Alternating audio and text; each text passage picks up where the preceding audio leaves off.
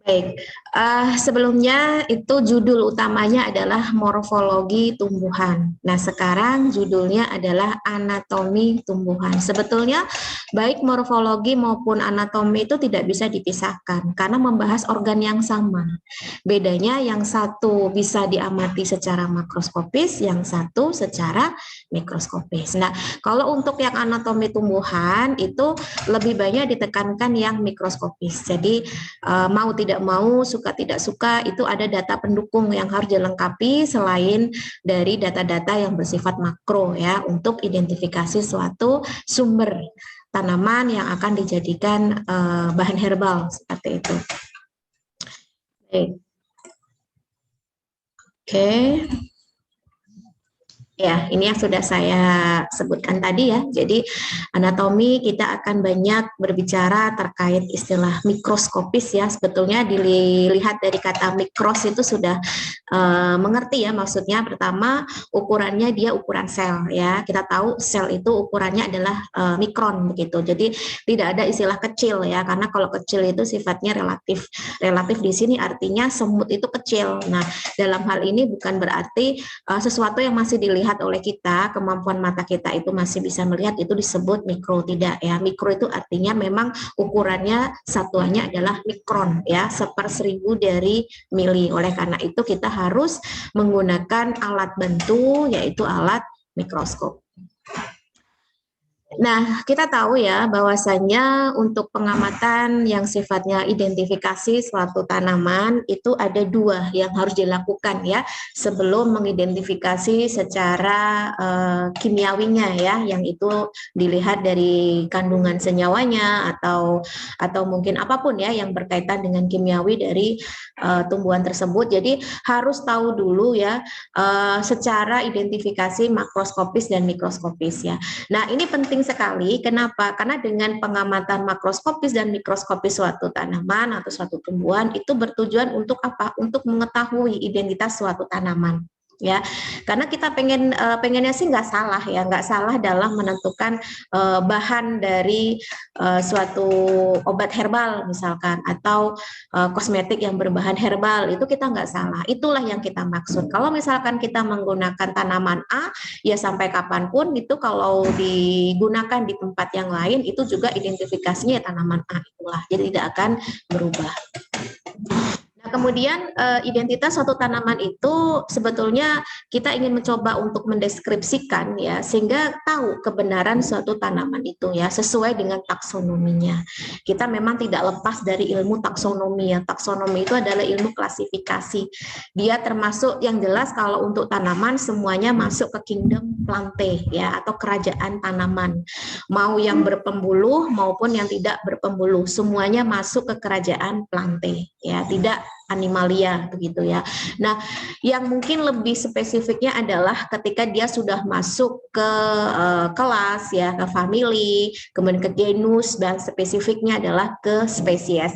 Tapi kalau untuk tumbuhan memang ada spesifikasi lagi dari spesies itu ya, yaitu variasi gitu ya. Jadi dalam satu spesies yang sama itu variasinya beda-beda begitu ya. Ini bisa terjadi pada tumbuhan.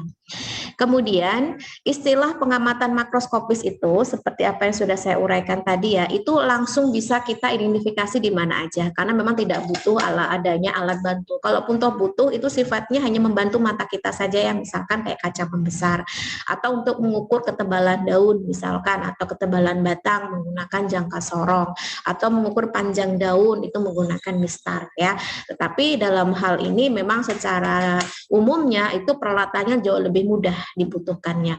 Nah, biasanya untuk pengamatan makroskopis ini yang diamati adalah semua organ-organ yang dimiliki tumbuhan tersebut. Daunnya, batangnya, akarnya, ya bunganya, bahkan kalau dia termasuk tanaman yang batangnya mengalami modifikasi ya atau rimpang gitu ya, diamati rizomanya.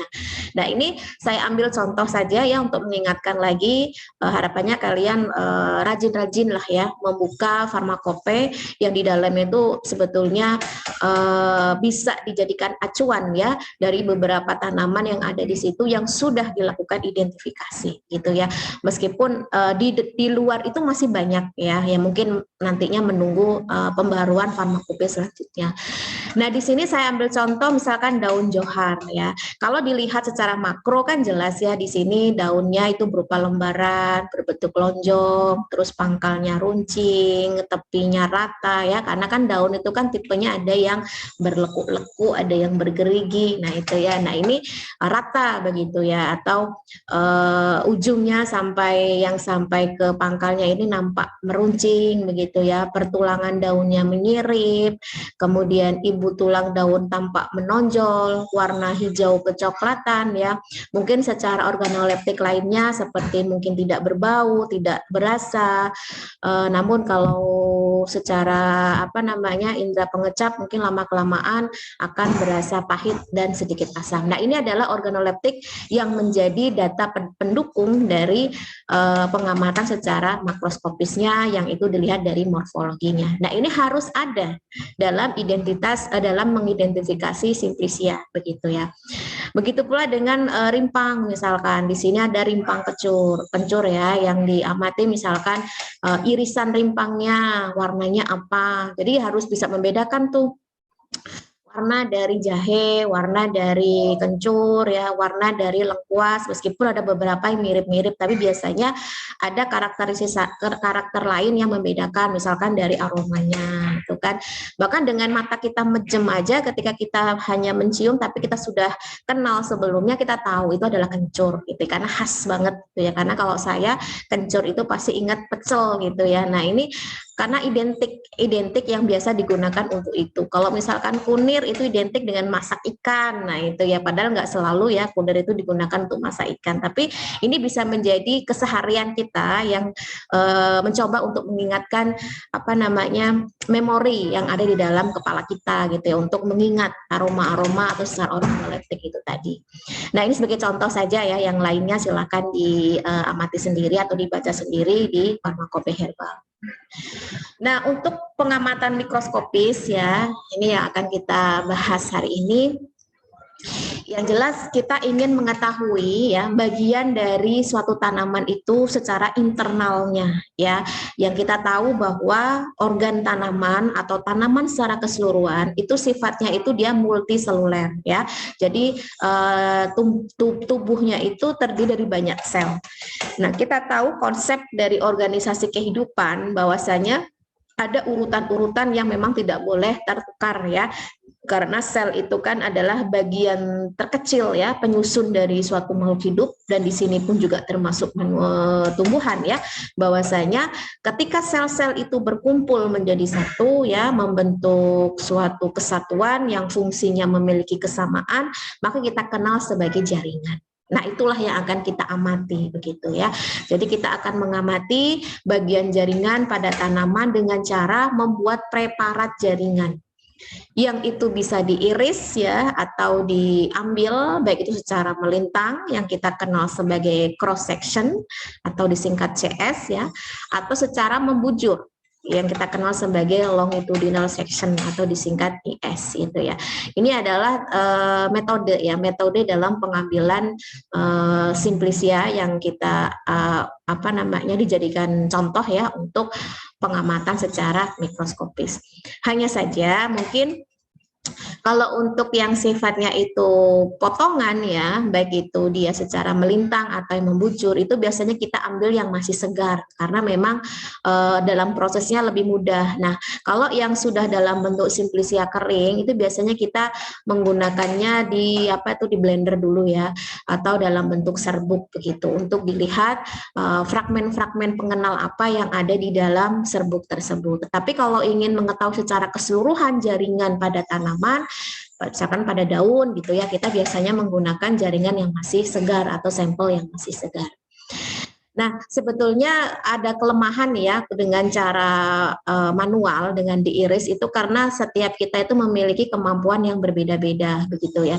Kalau yang jam terbangnya tinggi itu yang sudah sering membuat preparat itu sambil merem aja bisa ya. Tetapi kalau yang baru sekali dua kali itu butuh kesabaran yang tingkat tinggi. Artinya dengan dia sedikit tebal saja yang menurut kita itu udah tipis banget, ternyata masih menumpuk di pengamatan mikroskopnya. Nah, itu berarti masih kurang tipis lagi. Nah, biasanya kalau lab-lab yang sifatnya sudah besar ya, sudah bagus, itu tidak lagi menggunakan cara manual seperti ini. Biasanya menggunakan alat yang namanya mikrotom ya. Jadi mikrotom itu apa ya? Pemotongannya itu sudah ada ukurannya sendiri. Jadi nggak akan mungkin beda-beda dalam satu kali pengerjaan gitu ya. Tapi ya tentunya di sini alatnya ya mahal gitu ya. Oke, kita tidak boleh terhambat karena tidak adanya mikrotom. Jadi nanti tetap kita praktikumnya mencoba membuat sayatan ya. Kita kenal sebagai sayatan tipis gitu ya. Kita belajar dari awal untuk mengamati jaringan suatu tanaman yang akan kita identifikasi begitu. Nah, sebagai pengenalan dulu ya mikroskop, saya rasa kalian sudah pernah ya melihat, kemarin kita sudah pernah praktikum pakai itu. Dan ini penting sekali kalian harus pahami bahwasanya memang tidak mudah untuk belajar mikroskop ya, sama halnya dengan kita belajar masak begitu. Artinya kalau memang kita tidak rutin menggunakan itu, kita akan kesulitan atau jauh lebih lambat ya dalam pengoperasian. Tapi tidak masalah, karena di sini saya menginginkan kalian itu paling tidak itu mau belajar dulu ya, dan mau mencoba begitu. Jadi ada hal-hal yang harus kalian pahami dalam hal ini, misalkan bentuknya seperti apa sih, tipenya yang bagaimana sih, kemudian bagian-bagiannya apa saja, itu paling enggak kalian tahu gitu ya. Nah, kemudian di sini secara umumnya mikroskop itu ada dua macam ya, ada yang monokuler, ada yang binokuler. Kalau yang monokuler itu hanya ada satu lensa saja, yaitu lensa okuler, sedangkan kalau binokuler itu ada dua lensa, baik lensa okuler maupun lensa objektif. Tentu mana yang lebih baik ya, yang jelas yang binokuler. Artinya kita tuh kan prinsipnya kalau untuk mikroskop itu kan memberikan perbesaran dari objek ya, tergantung nih mau berapa kali perbesarannya. Karena yang kita amati ini adalah ukuran yang bersifat mikron, sedangkan kita ini kan kemampuan untuk melihatnya terbatas ya. Misalkan 10 kali ya, 10 kali dari objek itu. Tetapi kalau ada lensa okuler dan lensa objektif itu perbesarannya bisa di 2 kali lipatkan lagi gitu ya. Karena lebih lengkap. Yang pertama dia langsung mengamati pada objek ya. Nanti di sini kita berikan gelas benda sama penutup yang sudah diberikan sampel untuk diamati. Nah, di sini sudah ada lensa okuler dan ada perbesaran lagi begitu ya. Jadi memang lebih bagus ya dalam hal perbesaran, dan kemudian yang lain-lain juga bisa memberikan hasil yang lebih jelas gitu. Oke, mungkin bisa diamati sendiri atau bisa dipelajari sendiri. Yang jelas nanti untuk praktikum kalian harus menguasai, paling tidak tahu bagian-bagian dari mikroskop itu apa saja. Mana sih meja preparat gitu ya, mana sih revolver, mana sih diafragma, mana sih makrometer, bedanya dengan mikrometer apa, kemudian mana sih pengatur kecerahan untuk apa, menghidupkannya mana, karena kan kita tidak menggunakan cahaya manual ya, karena ada mikroskop yang sumbernya cahaya langsung dari cahaya matahari, itu berupa cermin gitu ya, kalau kalian pernah dulu tahu.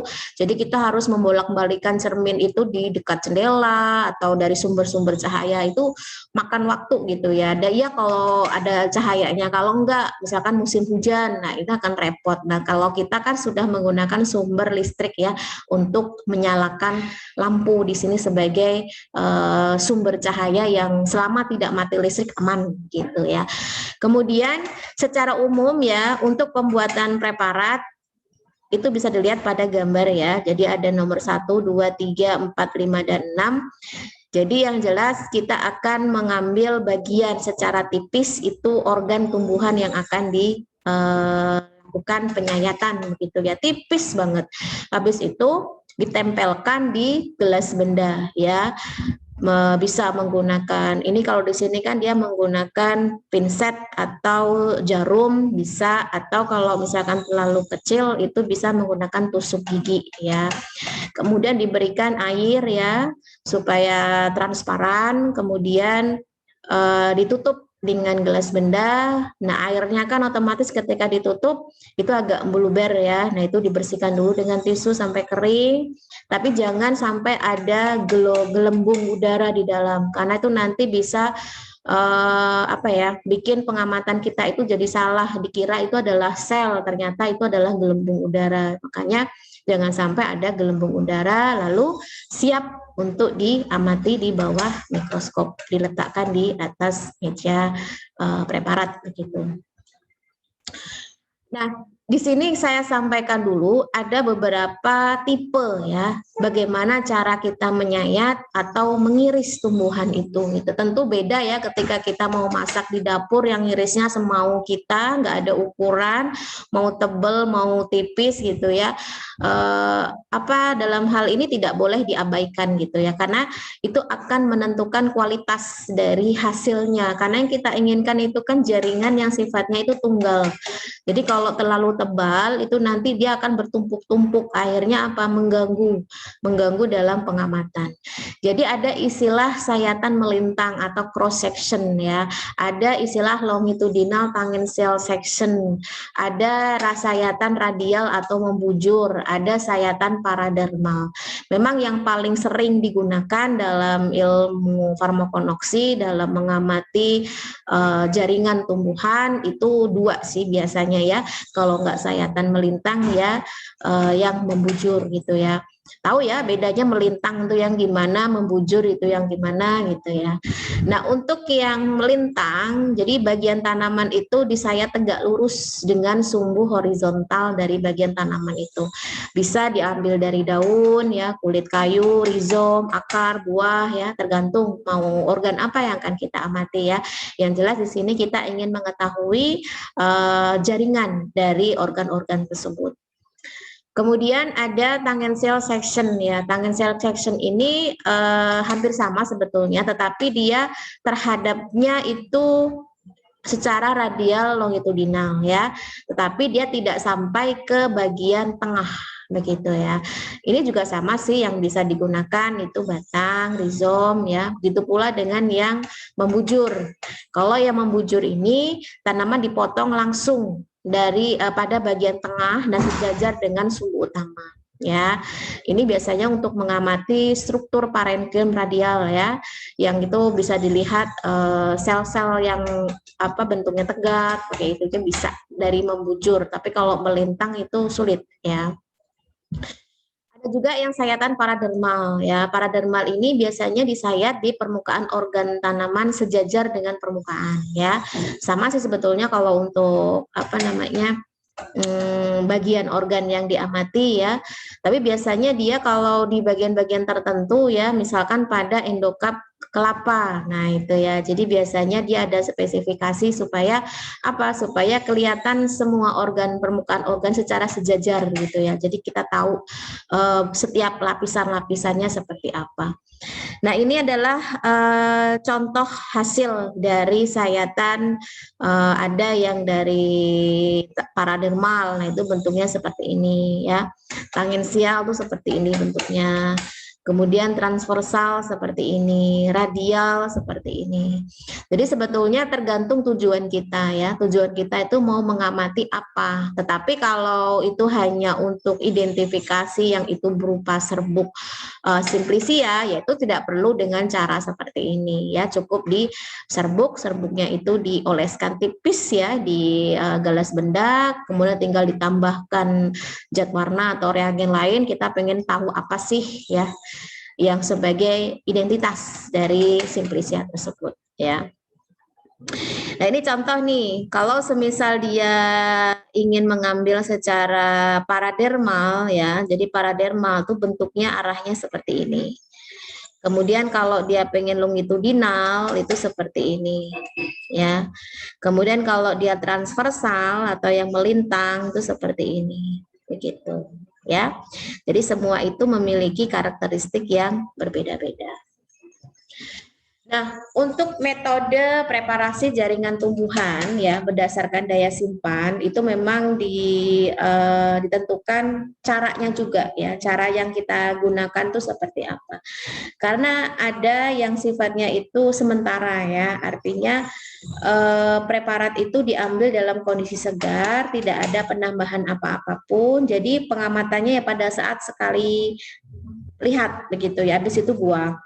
Ada juga yang preparat semi permanen ya. Jadi ini dibuat adanya pengawetan ya, namun tidak terlalu lama karena untuk yang semi permanen ini juga bisa mengalami kerusakan begitu ya atas waktu yang mungkin terlalu lama itu tadi. Jadi di sini biasanya menggunakan ada zat tambahan ya, misalkan seperti gliserin ya, atau kita bisa menggunakan metode cetakan atau metode semer atau squash ya dengan ditekan gitu.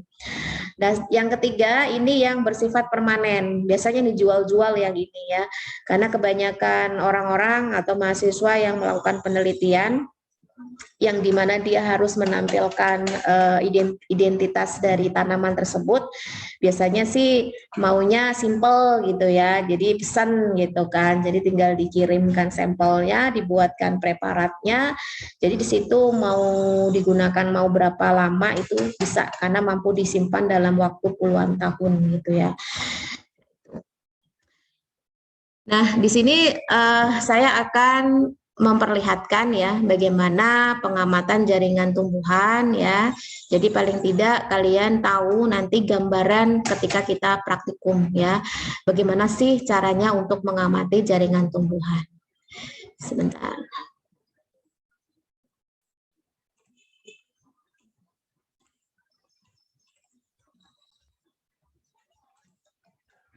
Oke, saya mulai ya untuk videonya.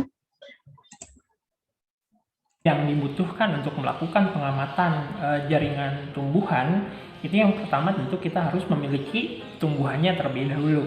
Ini adalah tumbuhan dari Adam Hawa ya, saya ambil daunnya. Kenapa dinamakan Adam Hawa? Katanya sih karena warna daun di kedua permukaannya berbeda. Kemudian kita harus membutuhkan mikroskop. Kenapa? Karena yang akan kita amati adalah jaringan. Ingat, jaringan itu adalah sekumpulan sel ya. Berarti untuk mengamati jaringan kita harus menggunakan mikroskop.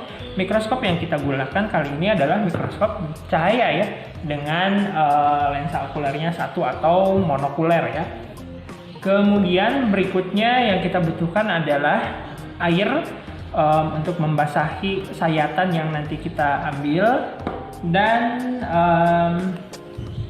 satu buah objek glass dan satu buah cover glass. Objek glass ini digunakan nanti untuk meletakkan sayatan atau hasil sayatan ya, sedangkan cover glass digunakan untuk menutupinya.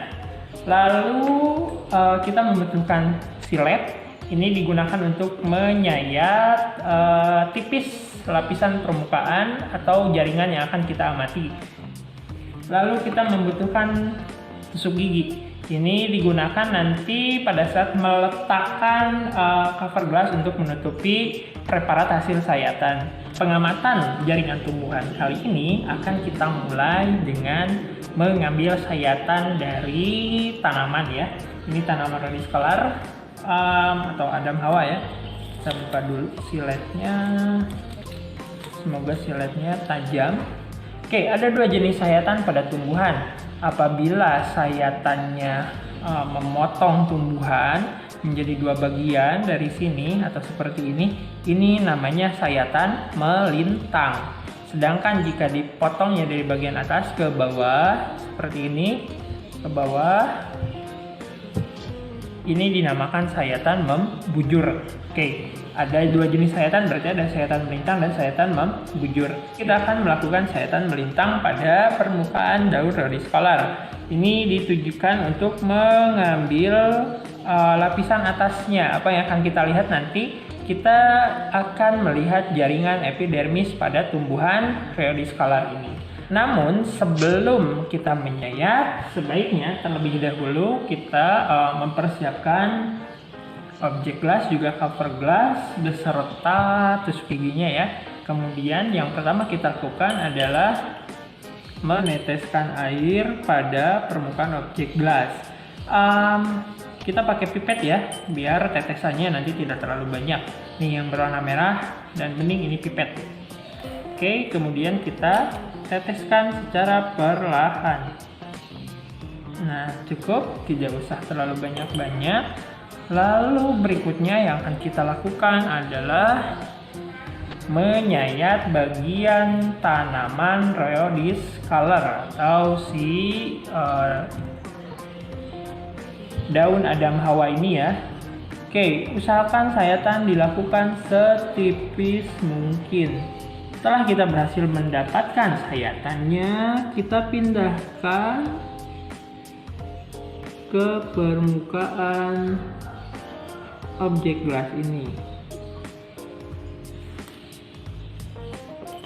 Lalu berikutnya kita tutup menggunakan cover glass. Jangan sampai ada gelembung ya, karena itu nanti akan mengganggu pengamatan.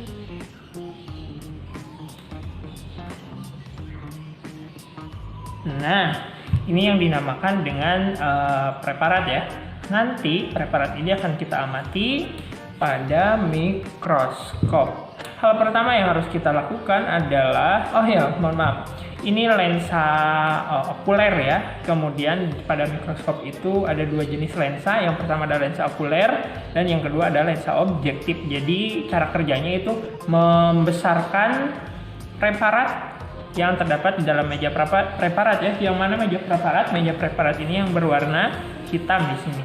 Nah, kita simpan preparat yang akan kita amati. Kemudian kita jepit ya dengan penjepit yang ada pada preparat. Fungsinya agar preparatnya diam.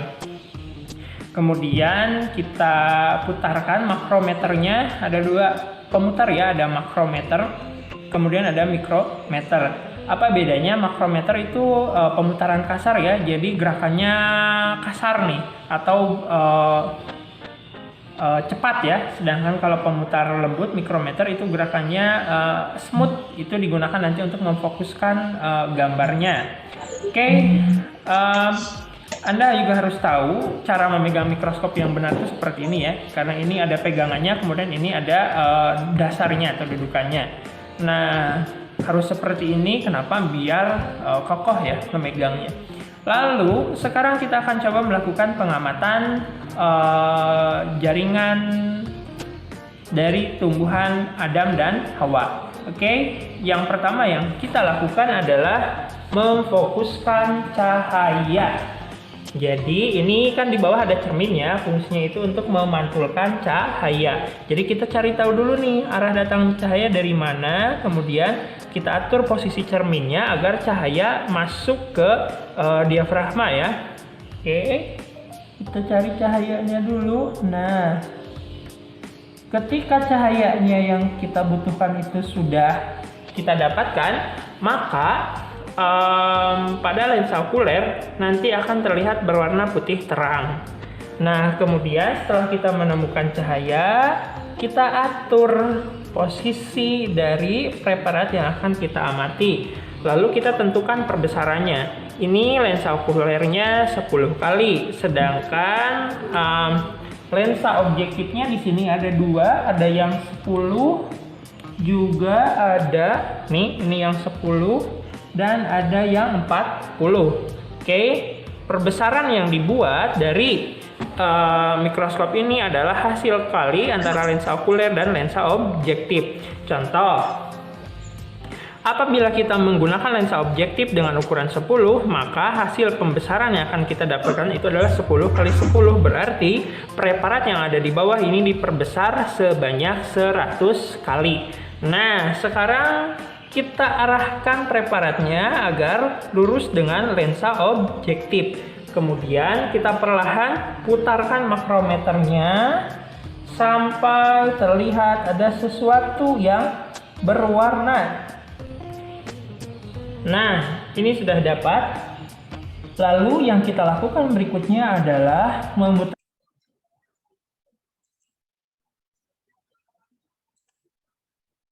memutarkan mikrometer untuk mendapatkan gambar yang jelas ya. Nah, kemudian setelah nampak perbesarannya seperti ini, kita amati sel dari atau jaringan dari tumbuhan Adam dan Hawa ini. Nah, seperti apa gambarnya? Anda bisa memotretnya atau memfotonya, mendokumentasikannya. Hasil dokumentasinya terlihat pada gambar berikut. Jangan lupa untuk mendokumentasikannya. Kita gunakan foto dari kamera HP saja ya. Anda aktifkan HDR-nya. Lalu kita arahkan secara perlahan menuju ke lensa okulernya. Oke, ini harus dilakukan secara hati-hati. Nah, apabila sudah mendapatkan gambar yang bagus, kita kunci pencahayaannya ya, agar tidak berubah-berubah. Lalu kita ambil foto terbaik. Nah, kemudian kita lihat. Nah, ini gambar yang tadi atau hasil dari perbesaran jaringan pada tanaman Adam dan Hawa. Anda perhatikan pada gambar ini ada bagian yang berwarna ungu ya. Kenapa ungu? Karena ingat kembali bahwa tadi daunnya juga berwarna ungu ya. Ini adalah lapisan bagian paling luar. Jadi ini adalah jaringan epidermis. Anda perhatikan susunan selnya itu sangat rapat sekali ya. Nih susunan selnya sangat rapat. Kenapa demikian? Karena fungsi dari epidermis kan untuk melindungi jaringan yang ada di bawahnya, sehingga susunannya harus rapat. Lalu, nah Anda perhatikan ada suatu struktur seperti mata ya, seperti mata. Sebenarnya ini adalah mulut daun atau yang kita kenal dengan stomata. Jadi stomata ini fungsinya untuk memasukkan karbon dioksida dan mengeluarkan oksigen dari dalam daun. Ini berkaitan dengan peristiwa fotosintesis ya. Ini yang dinamakan dengan stomata. Jadi stomata itu merupakan salah satu modifikasi dari sel epidermis. Kemudian setelah Anda selesai mengamati jaringan yang terdapat pada daun Adam dan Hawa ini, pengamatan kita akan dilanjutkan untuk mengamati bagian akar, batang, dan daun pada tanaman dikotil dan monokotil. Langkah-langkahnya bagaimana? Sebenarnya langkahnya sama ya. Langkahnya itu jadi Anda siapkan tanamannya, organ tanamannya, kemudian Anda juga siapkan objek gelasnya, kemudian Anda sayat bagian dari organ tumbuhan tersebut, letakkan pada objek gelas, kemudian tutup dengan cover gelas. Dan selanjutnya silahkan Anda amati secara bergantian ya setiap jaringan tersebut. Dan untuk mengefektifkan waktu, Bapak telah menyiapkan berbagai jenis preparat di sini. Ada preparat daun jagung, ini untuk monokotil ya. Kemudian ada batang jagung, dan juga ada akar monokotil ya. Nah, ini untuk monokotil mulai dari akar, batang, dan daun. Juga ini ada daun dari tanaman beringin, tumbuhan beringin. Kemudian ada batang dikotil, dan juga ada akar dikotil. Jadi yang akan kita lakukan adalah mengamati struktur atau anatomi dari akar, batang, dan daun tumbuhan monokotil dan dikotil. Langkah-langkahnya bagaimana? Ya, pertama yang akan kita lakukan adalah silakan Anda mau mengamati yang mana dulu, monokotil dulu atau dikotil dulu. Seperti biasa Anda letakkan pada meja preparat, jangan lupa untuk menjepitnya. Biar apa? Biar tidak bergerak ya. Oh ya, cahayanya tadi sudah kita atur ya. Kemudian luruskan objek dengan lensa objektifnya. Kemudian Anda putarkan makrometernya. Ketika sudah ketemu, Anda putarkan mikrometernya sampai mendapatkan gambar yang benar-benar bagus. Kemudian ulangi secara bergantian untuk mengamati preparat yang lainnya. Nah, apa bedanya preparat yang disediakan. Nah, kalau preparat seperti ini namanya preparat awetan. Jadi ini sudah diawetkan. Biar apa? Biar lebih mempermudah ketika untuk melakukan pengamatan. Oke, hasil pengamatannya silahkan Anda simak pada slide berikut.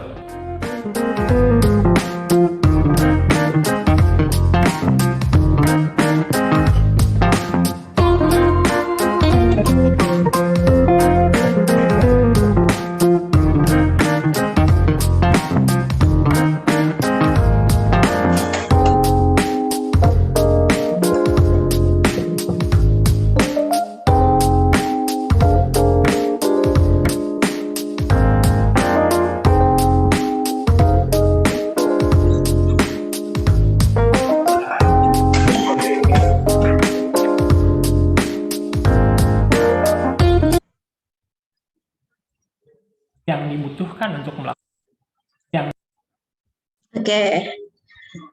itu ya untuk bagaimana cara kita mengamati suatu jaringan tumbuhan seperti apa yang sudah diuraikan tadi. Jadi harapannya kalian ada gambaran nanti ya, persiapan untuk praktikum. Jadi seperti itulah caranya. Jadi nanti kita insya Allah akan menggunakan Simplicia yang masih segar dan nanti juga menggunakan Simplicia yang sudah kering begitu. Jadi nanti bisa kita bersama-sama lakukan pengamatan. Jadi kita tahu ya bagian dari jaringan tumbuhan tersebut yang itu menjadi identitas ya, identitas dari tanaman yang akan kita lakukan analisis untuk selanjutnya. Baik, untuk metode pembuatan sediaan pada tumbuhan itu sebetulnya ada beberapa ya. Di sini ada istilah Woolmoon ya. Jadi Woolmoon itu kita ingin mengamati preparat itu secara utuh ya. Jadi preparat organisme secara utuh atau yang sebagian kecil yang nantinya akan diamati di bawah mikroskop, baik tanpa atau dengan penyayatan ya. Ini biasanya kita pengen tahu secara keseluruhan ya dari bagian dari tanaman tersebut yang memang kita ingin mempelajarinya ya, misalkan untuk tumbuhan lumut begitu, lumut, kemudian tanaman paku-pakuan yang kita pengen tahu organ mana sih yang menghasilkan spora begitu ya, kemudian trikoma dan stomata. Kemudian ada metode squash atau pencet ya. Jadi di sini melakukan dengan cara membuat sediaan dengan memencet ya atau memejet sebuah objek di atas objek gelas ya atau kaca preparat. Kemudian ada berupa semer atau apus ya. Jadi ini adalah sebetulnya kalau untuk pembuatan sediaan ini memang tidak terbatas pada tumbuhan ya. Pada Simplicia hewan pun juga ada yang melakukan metode-metode seperti itu. Nah, untuk semer dan atau apus ini memang penerapannya itu terbatas pada sel-sel yang tidak disatukan kuat dengan yang lainnya. Artinya memang tidak ada kesatuan dengan yang lainnya ya.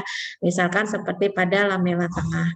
Nah, kalau untuk pada tanaman tumbuhan tingkat tinggi, biasanya semer atau apus ini banyak digunakan untuk mengamati pada fase gametosis ya, pada pembentukan mikrosporosit.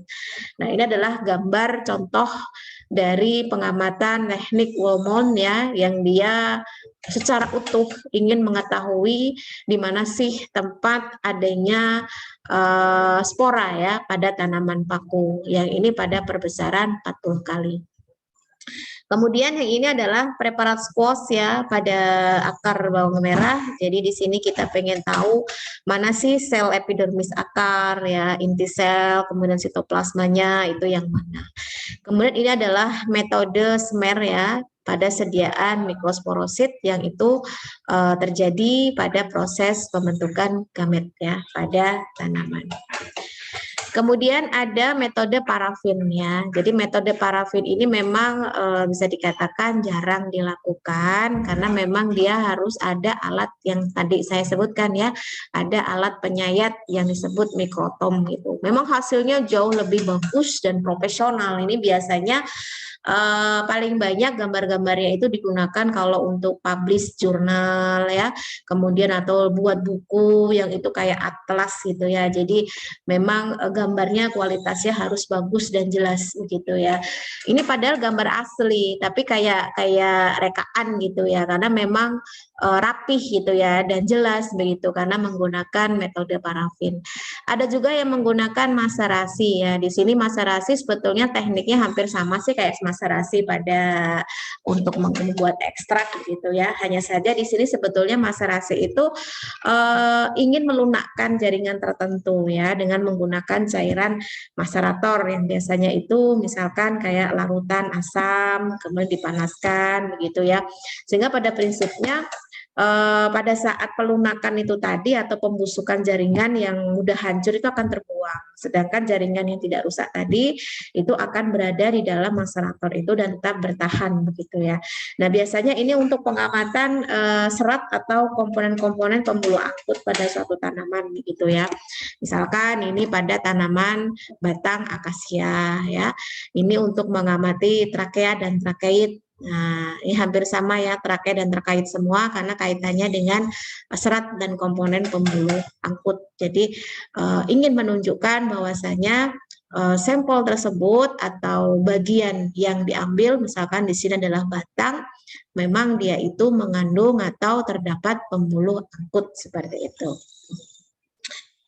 Nah, sedangkan yang keempat adalah mikrokimia ya. Mikrokimia ini yang paling sering digunakan dalam teknik apapun itu ya yang berkenaan dengan farmakonoksi, ingin mengetahui bagaimana sih preparat suatu tanaman yang untuk identifikasi dengan menggunakan zat kimia ya atau kita kenal sebagai reagen.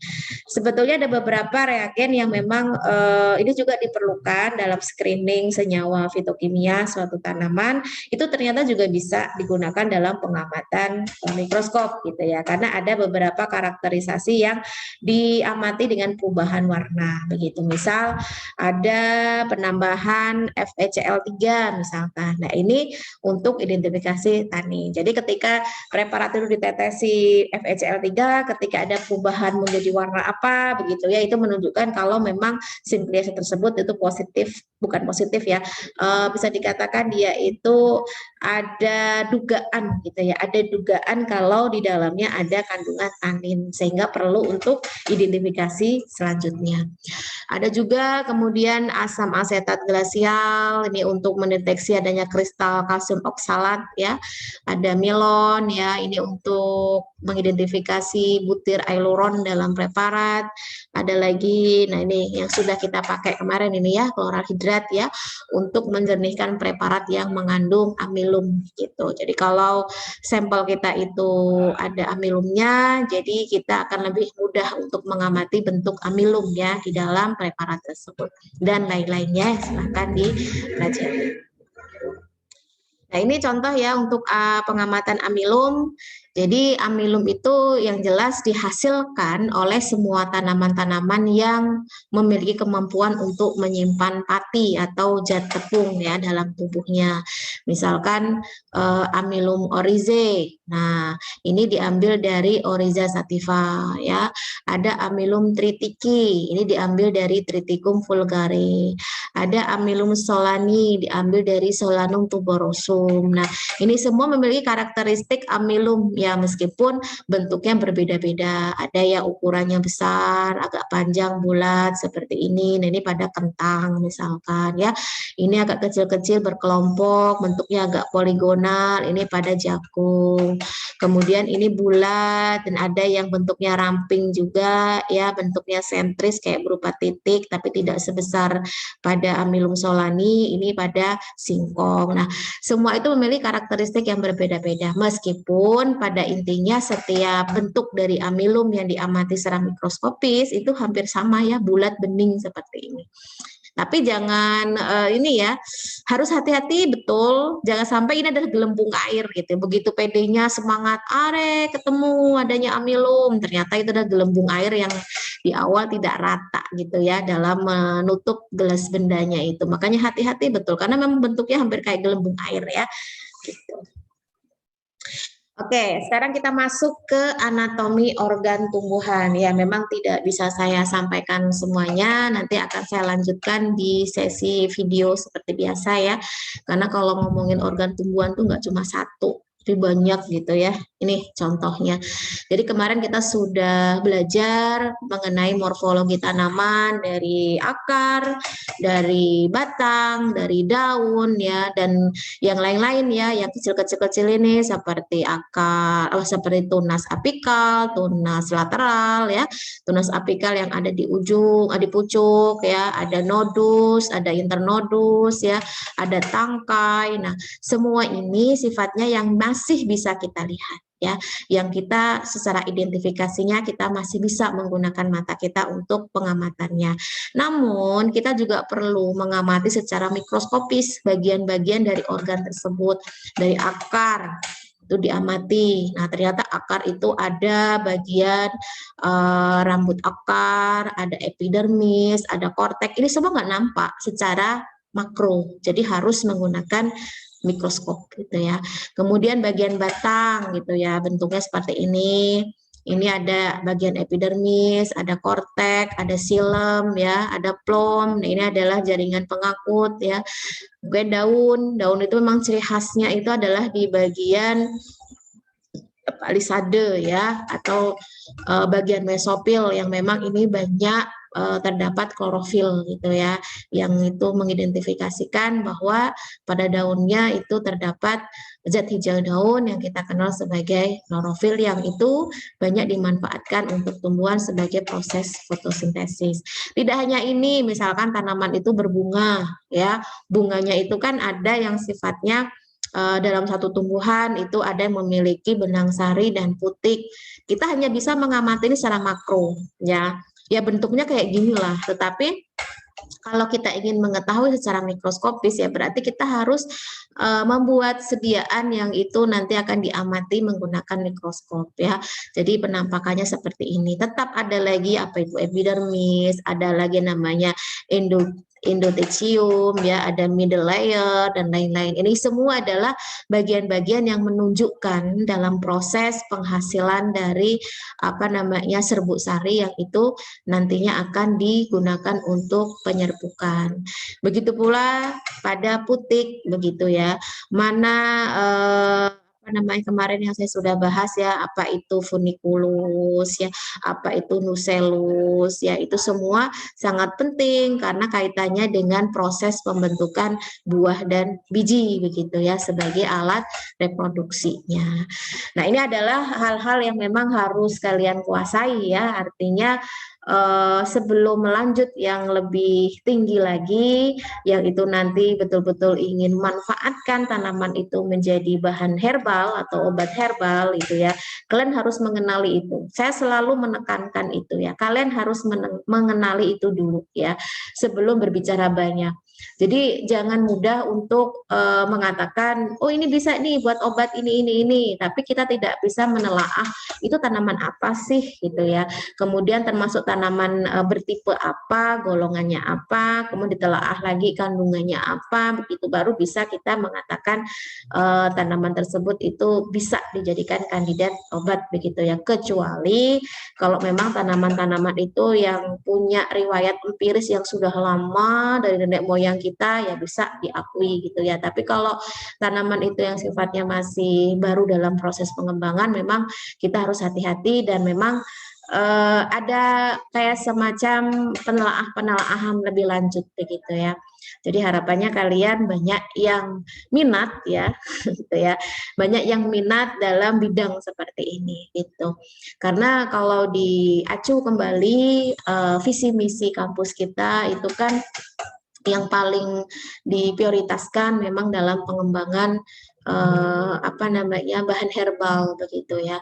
Jadi ya lumayan aneh sih kalau seandainya kita sudah mengangkat visi misi itu tapi tak ada satupun mahasiswa yang mau minat pembidangan di situ begitu. Berarti kan nggak pas ya dengan visi misi kita.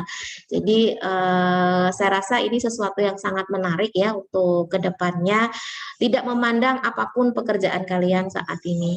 Karena memang tidak mesti apa yang sedang kalian tekuni itu kalian itu harus tugas akhirnya tentang itu tidak mesti. Tapi kalau memang mau itu ya dipersilahkan gitu ya. Dalam hal ini memang kembali lagi kebutuhan ya, kebutuhan bahwasanya kita ingin mengembangkan tanaman-tanaman yang memang belum banyak dikenal, dan bahkan kita ini ditantang gitu ya, ditantang oleh direktur kita. Di Lampung ini belum ada semacam kayak pusat gitu ya, pusat ekstrak ya, selapung itu belum ada. Coba mana yang ada gitu ya. Makanya kita pengen mengembangkan itu ya. Jadi harapannya kalian banyak yang berminat di situ, karena saya yakin dengan kalian punya kemampuan ganda itu maksudnya dengan sekarang mungkin pekerjaan kalian di pelayanan misalkan, tapi dengan menguasai bidang lain tuh jauh lebih baik begitu ya. Jadi kita bisa keluar dari tempurung kita untuk mencari sumber-sumber lain yang kita nggak tahu ke depannya itu ternyata berpeluang untuk kita. Nah itu sih ya pesan saya, karena ini sangat butuh banget bantuan dari kalian ya dalam pengembangan bahan herbal ini. Jadi kalau tanpa kalian ya nothing gitu loh, istilahnya kita dosen bisa apa, tapi kalianlah yang mewujudkan itu semua. Dengan kalian ada yang ikut lomba begitu ya, baik itu lomba inovasi produk, baik itu lomba poster, baik itu lomba review jurnal. Nah, itu sudah luar biasa banget gitu ya. Apalagi kemarin semuanya itu memang diarahkan di bahan herbal. Nah, itu kalau nggak ada kalian yang ikut-ikut, citra kita yang akan muncul di masyarakat kan nggak ada gitu. Makanya sebetulnya memang kami sangat berterima kasih sekali, paling tidak kalian bisa berpartisipasi ya, setiap ada perlombaan atau apa itu bisa ikut. Tidak usah mikir menang atau kalah, yang penting saya ikut gitu ya. Mau itu lolos, mau itu enggak, itu urusan belakang. Yang penting saya ikut gitu. Saya harapannya sih kalian tidak mempertimbangkan atau tidak mematikan diri, saya sibuk, saya kerja, saya begini. Semua tergantung kita kok. Ya ini bukannya apa ya, saya mengingatkan lagi, banyak kok orang yang bekerja tapi ternyata berprestasi, ternyata masih bisa ikut ini itu juga ada. Bahkan maaf nih, ada yang nggak kerja sama sekali tapi nilainya jeblok. Nah ini sebetulnya bukan dijadikan parameter gitu ya, semua tergantung di diri kita. Ya, mau sesibuk apapun kita, kalau kita itu punya motivasi kuat, kita pasti bisa. Jadi tidak ada pembatasan diri. Saya udah nggak bisa kemana-mana, saya udah nggak bisa ini itu. Ya berarti yang membunuh diri itu, yang membunuh dirimu sendiri adalah diri Anda sendiri gitu ya, bukan orang lain. Artinya sudah menyempitkan kemampuan yang ada. Oke, itu ya yang dapat saya sampaikan. Besar harapan saya ke kalian, terutama untuk kalian-kalian yang sedang mengikuti perkuliahan, mungkin kalau kelas khusus sudah ya mengambil fitokimia, kemudian farmakonoksi, kemudian kosmetik bahan alam, itu sekiranya kalian tuh bisa memunculkan ide-ide baru. Apa nih yang bisa saya kembangkan gitu ya, itu nanti diwujudkan di tugas akhir. Jangan berpikir susah dulu, jangan berpikir berat dulu, karena memang segala sesuatu itu nggak ada yang mudah gitu loh. Artinya segala sesuatu itu semuanya sulit, tapi tergantung bagaimana kita menghadapinya gitu ya. Jadi mengingatkan kembali bahwasanya Akfar Sefada ini labelnya yang tersohor kemana-mana itu, yang sudah keluar kemana-mana itu adalah sebagai apa ya, kayak kita itu pengen mencoba sebagai pioner gitu ya, pioner dalam pengembangan bahan herbal, dan kalian itu adalah mahasiswa pertama yang harus bisa menunjukkan itu gitu. Jadi dalam hal ini saya mohon kerjasamanya. Oke, karena waktu sudah habis ya, semoga bisa menginspirasi kalian, dan yang sudah terinspirasi terus terinspirasi lagi, karena tidak ada batasan untuk berkreativitas ya. Sampai sini ada yang mau ditanyakan?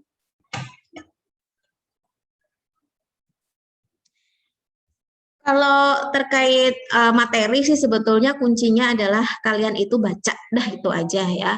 Kalau saya sampai berbusa-busa ngomong, tapi kalau kalian nggak baca ya sama aja gitu. Meskipun saya nggak berbusa-busa ngomong, tapi kalau kalian baca itu dapat insya Allah. Karena memang pada dasarnya dalam farmakologi ini banyak materi-materi yang sebetulnya cukup kalian dengan membaca gitu ya. Meskipun dalam hal ini perlu juga untuk menyimak penjelasan dari dosen karena syarat ya dalam perkuliahan. Tapi sebetulnya jangan hanya mengharapkan dari apa yang disampaikan dosen aja ya. Harus dari kreativitas kalian, harus dari kemauan kalian gitu ya untuk bisa. Dan semester 3 ini adalah semester terakhir kalian ya. Artinya tidak ada lagi di semester 4 untuk kuliah. Dan matrikulasi 3 yang terakhir, saya mengingatkan tidak ada kesempatan lagi selain semester 3. Ya, artinya jangan buang-buang waktu kalian, jangan buang-buang duit kalian hanya ingin mengulang. Ah, kan masih ada waktu Bu nanti semester 4, semester 5 untuk mengulang misalkan. Itu tidak hanya tenaga yang terbuang, tetapi juga uang. Sayang ya, uang segitu mending untuk jajan ya, mending untuk traktir yang lain gitu ya. Makanya seriuslah gitu. Buat target saya di semester 3 jangan sampai ada nilai yang C. Semuanya harus B dan A. Itu harus ada target seperti itu. Karena biar tidak keluar dari Akfar itu dengan IPK yang masih di bawah 3. Oke, itu ya. Semoga sukses untuk kalian, terus semangat apapun kondisi kalian. Dan kita akhiri dengan bacaan hamdalah bersama-sama. Alhamdulillahirobbilalamin. Alhamdulillahirobbilalamin. Terima kasih, selamat siang. Assalamualaikum warahmatullahi wabarakatuh. Waalaikumsalam warahmatullahi wabarakatuh.